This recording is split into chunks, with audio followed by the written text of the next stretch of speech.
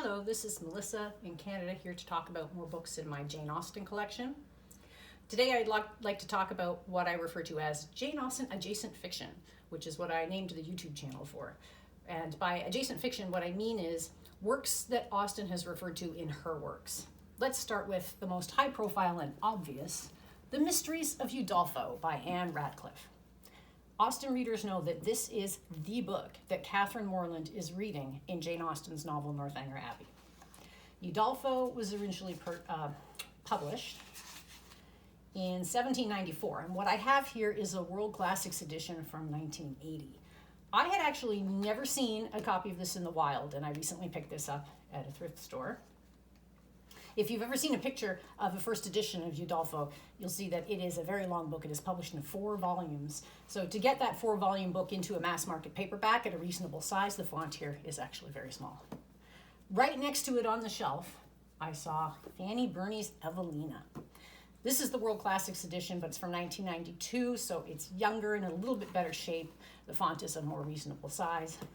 Fanny Burney also is from Austen's Northanger Abbey. In the scene where Catherine Morland is discussing with John Thorpe his reading habits, they mention Fanny Burney, although not by name. Evelina was her very first novel, and it was published in 1778, and both of these novels were actually smashing successes in their own time. Now, at that same thrift store, a few weeks later, I picked up this copy of Mansfield Park, a Norton Critical Edition. And this was published in 1998. Now, my husband saw me with this and asked me, do you really need another copy of Mansfield Park? And of course, my instinct was to say, yes, of course, always.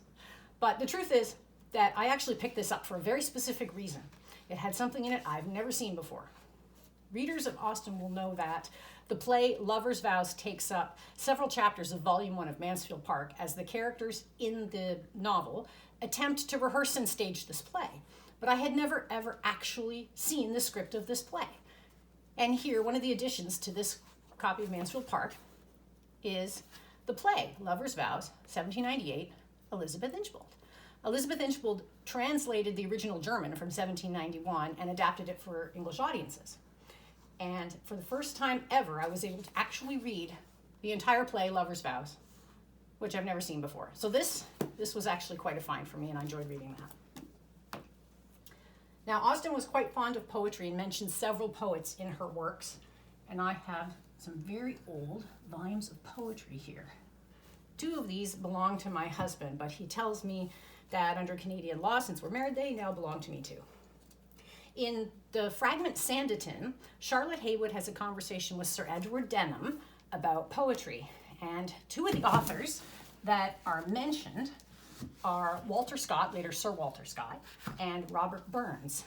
My husband has this volume of Robert Burns' poetry here.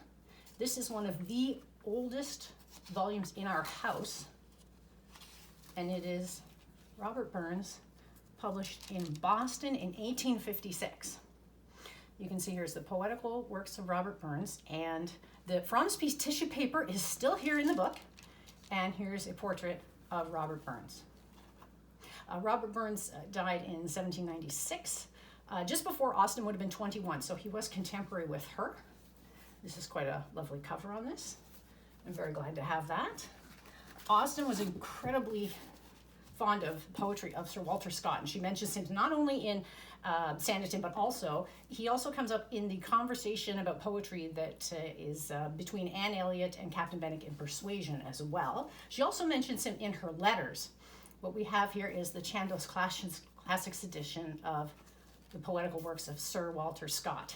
This doesn't actually have a date on it, but I've been able to date it online to approximately 1890, although I feel it might be older than that. So if anyone has any information about the Chandos Classics edition of the poetical works of Sir Walter Scott, please feel free to put that in the comments. I'd love to hear from you. Not only was Sir Walter Scott a fan of Austen, but she was also a fan of his, and it's interesting to read the things that have survived that she wrote about him in her letters or that he wrote about her after she passed. Scott was also published by John Murray, who was Austen's second publisher. Murray brought out the first edition of Emma, And he was also the publisher for Lord Byron. What I have here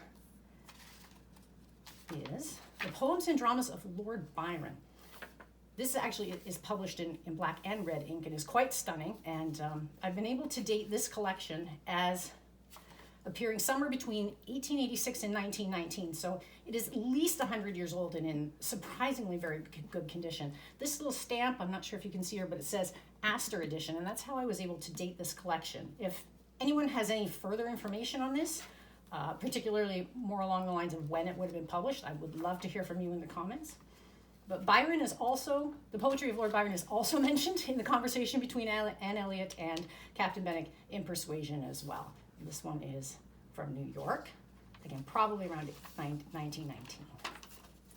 Now, just as a closing thought, I have one other thought about Walter Scott. When I was reading about Austen having written about Sir Walter Scott and Sir Walter Scott having written about Austen, someone closed their article with a thought. I don't remember who it was, but I really loved the thought, and it was that when you read about each of them writing about the other, you're watching one genius recognize another. And I really loved that idea.